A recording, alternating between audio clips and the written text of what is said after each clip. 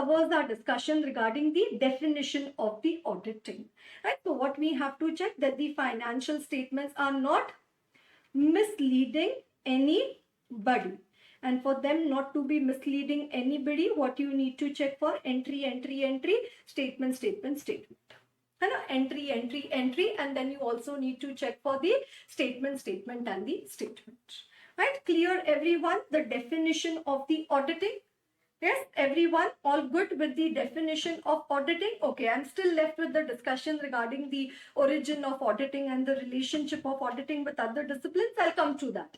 Little bit will change the sequence. Right? So auditing provides assurance. We said now audit is the type of an assurance engagement. And when you give an assurance, what are you doing? Providing confidence to the users that financial information reflected in the financial statements can be relied upon.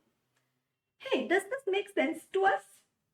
Few hours into study of the subject of audit, and then can we understand its basic nature? Audit basic nature lies in providing assurance to the users, providing confidence to the users. Such an assurance lends credibility to financial statements. Audited financial statements provide confidence to the users that financial information reflected in financial statements can be relied upon.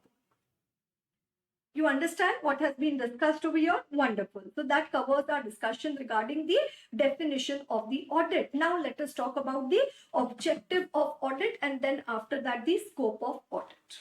Right? So now